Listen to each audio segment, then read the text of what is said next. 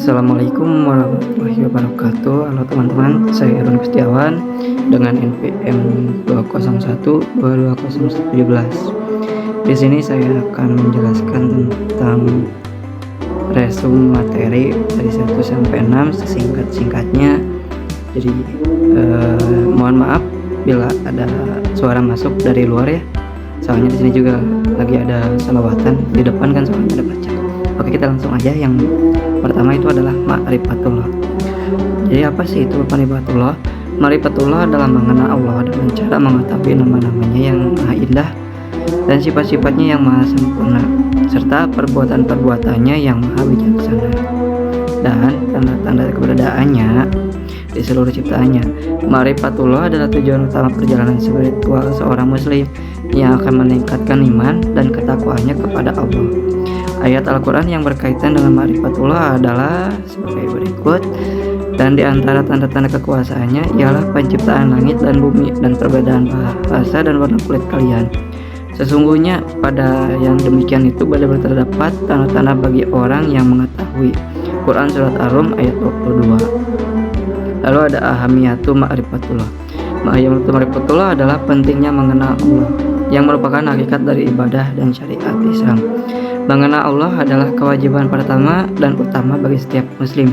Sebelum melakukan kewajiban-kewajiban lainnya, mengenal Allah adalah syarat syah syahadatnya, yang merupakan rukun Islam pertama. Mengenal Allah adalah sumber kebahagiaan dan ketenangan jiwa, serta perlindungan dari kesesatan dan kebinasaan. Hadis yang berkaitan dengan ahamiyat ma'rifatullah adalah sebagai berikut. Dari Abu Hurairah radhiyallahu anhu, ia berkata, Rasulullah SAW bersabda, barang siapa yang mati dalam keadaan ia mengetahui bahwa tidak ada ilah yang disembah selain Allah, maka ia akan masuk surga. Hadis riwayat Muslim. Lalu ada at-thariq ila ma'rifatullah. At-thariq ila ma'rifatullah adalah jalan menuju mengenal Allah yang terdiri dari dua metode, yaitu metode Islam dan metode selain Islam. Metode Islam adalah metode yang mengikuti petunjuk Allah dan Rasul-Nya, yaitu dengan mengimani wahyu yang diturunkan kepada Rasul, kepada para nabi dan Rasul, serta mengamalkan syariat yang sesuai dengan fitrah manusia. Metode selain Islam adalah metode yang mengandalkan akal dan indera yang terbatas, serta mengikuti hawa nafsu dan sangkaan yang tidak berdasar. Metode ini tidak akan mengantarkan kepada pengenalan Allah yang benar, bahkan akan menjerumuskan kepada kesyirikan dan kekufuran. Ayat Al-Quran yang berkaitan dengan at-thariq ila ma'rifatullah adalah sebagai berikut, yang artinya, dan tidaklah kami mengutus sebelum kamu melainkan orang-orang laki-laki yang kami beri wahyu kepada mereka.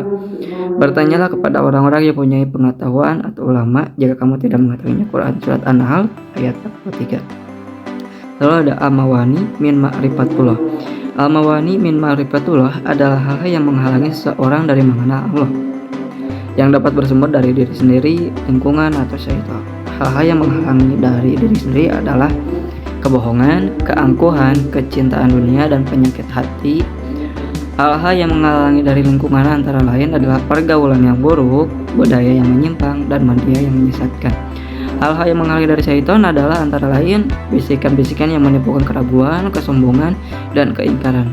Ayat Al-Quran yang berkaitan dengan amawani min ma'rifatullah sebagai berikut, yang artinya, dan sesungguh kami telah mempersiapkan mereka neraka jahanam untuk kebanyakan dari jin dan manusia. Mereka mempunyai hati tetapi tidak dipergunakan untuk memahami ayat-ayat Allah, dan mereka mempunyai mata tetapi tidak dipergunakan untuk melihat tanda-tanda kekuasaan Allah, dan mereka mempunyai telinga tetapi tidak dipergunakannya untuk mendengar ayat-ayat Allah.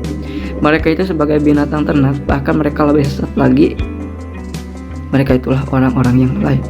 Quran Surat Al-A'raf ayat 179. Lalu ada al-adillah al-wujudillah, adalah bukti-bukti atas keberadaan Allah yang dapat dibagi menjadi dua jenis, yaitu bukti-bukti akli dan bukti-bukti nakli. Bukti-bukti akli adalah bukti-bukti yang berdasarkan pada akal dan logika, seperti hukum sebab akibat, hukum ketertiban, dan hukum kemungkinan. Bukti-bukti nakli adalah bukti-bukti yang didasarkan pada wahyu dan dalil syar'i, seperti ayat-ayat Al-Quran, hadis-hadis Rasulullah, dan ijma ulama. Ayat Al-Quran yang berkaitan dengan al-adilah al-wujudillah adalah sebagai berikut, yang artinya apakah mereka diciptakan tanpa ada sesuatu yang menciptakannya, atau mereka sendirilah yang menciptakan. Quran Surat At-Tur ayat 35. Baik, saya akan melanjutkan materi ringkas tentang tauhidillah, al-hayah bijalah, tauhid, dan kesimpulannya yaitu tauhidullah adalah mengesahkan Allah dalam rububiyah, uluhiyah, dan asma wa sifat. Rububiyah adalah pengakuan bahwa Allah adalah satu-satunya Rabb yang menciptakan, mengurus, dan menguasai seluruh alam. Uluhiyah adalah pengakuan bahwa Allah adalah satu-satunya ilah yang berhak disembah dengan segala bentuk ibadah.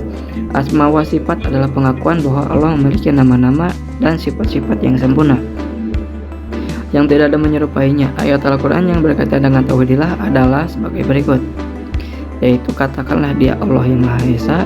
Allah adalah tujuan yang bergantungan kepadanya segala sesuatu. Dia tidak beranak dan tidak perlu diperanakan, dan tidak ada seorang pun yang setara dengannya. Quran Surat Al-Ikhlas ayat 1-4. Al-hayah bizilah tauhid adalah hidup dalam naungan tauhid, yang berarti menjadikan tauhid sebagai landasan, tujuan, dan pedoman dalam segala aspek kehidupan. Hidup dalam naungan tauhid adalah hidup yang penuh dengan keimanan, ketakwaan, ketaatan, dan kecintaannya kepada Allah. Hidup dalam naungan tauhid adalah hidup yang terbebas dari kesyirikan, kekufuran, kemunafikan, dan kebidahan. Hidup dalam naungan tauhid adalah hidup yang mendapatkan keberkahan, rahmat, dan pertolongan dari Allah.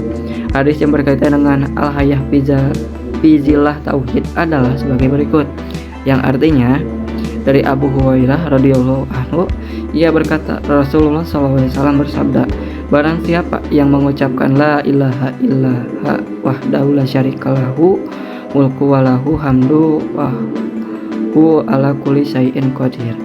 Tidak ada ilah yang berhak disembah selain Allah yang Maha Esa.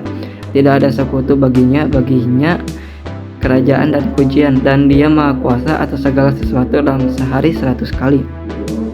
Maka baginya pahala sebanyak pemerdekaan 10 orang budak, dan ditulis baginya 100 kebaikan, dan dihapus darinya 100 keburukan. Dan dia akan mendapatkan perlindungan dari syaitan pada hari itu sampai malam, dan tidak ada yang datang dengan lebih baik dari apa yang dia datangkan, kecuali orang yang beramal lebih banyak darinya. Hadis riwayat Bukhari dan Muslim.